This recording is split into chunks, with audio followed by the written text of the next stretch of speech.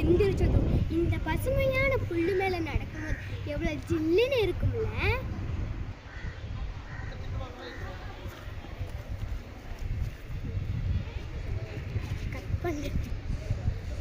நமக்கு கனவுகளையும் லட்சியங்களையும் தரதே இந்த இயற்கை தானே.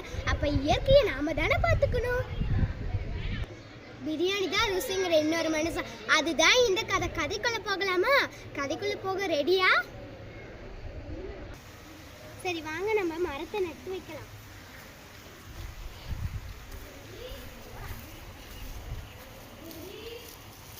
அவ்வளோதான், மரத்தை நட்டு வச்சாச்சு. இப்போ இதை வளர்ந்தோட்டி நம்ம பார்க்கலாம். ஞாபகம் இருக்கிற மாதிரி தான் இருக்கு, பட் புரியலையே.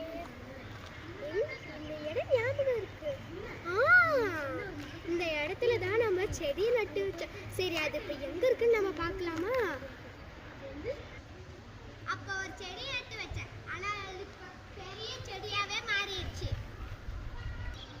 அன்னைக்கு நீ ஒரு பிரியாணி வாங்கி சாப்பிடலான்னு சொன்ன, ஆனா அது இப்போ பெரிய செடியாவே மாறிடுச்சு.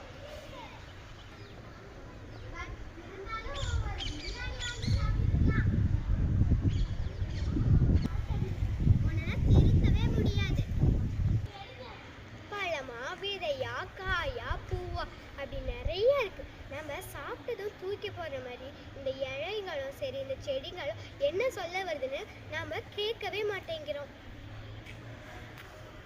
நெடு நெடுன்னு வளர்ந்த இந்த மரம் நமக்கு 1000 கதையை கொடுக்கும்.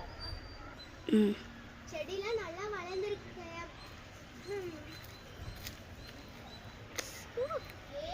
யார் இந்த குப்பையை எங்க போட்டிருப்பாங்க? யாரும் குப்பை போடாம இருந்தா போதும்பா, நம்ம பூமியை நாமளே பராமரிக்கலாம். இங்க எங்கேயும் சுத்தி குப்பை இல்லை, இருந்தா நம்ம எடுத்து போடலாம். இங்க அவ்வளோக்கு இல்லை போல. சரி,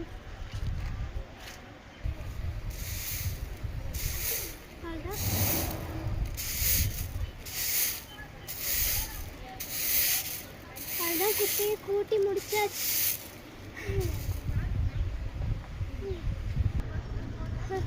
வாடி நம்ம போலாம்.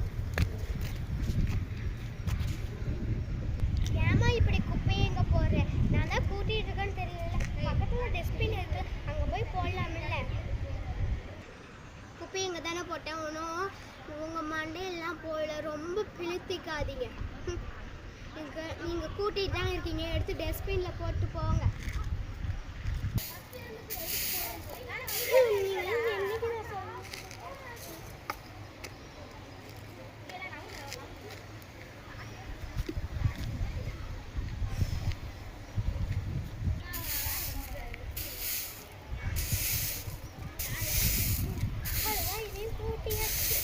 யார் குப்பை போடுறதுன்னு தெரியல.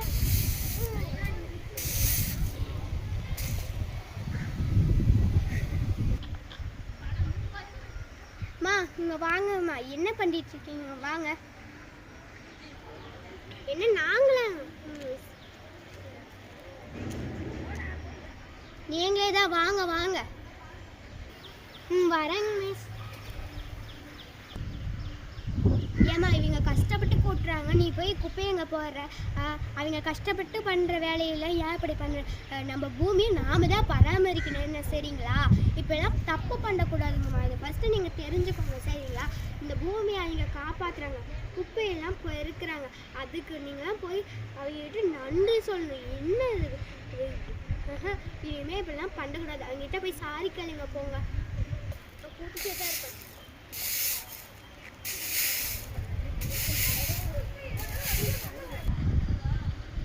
அக்கா சாரிக்கா, நாங்கள் பண்ணது தப்பு தான், இனிமேல் அப்படி பண்ண மாட்டேங்க்கா, எங்களை மன்னிச்சுக்கோங்கக்கா ப்ளீஸுங்கக்கா.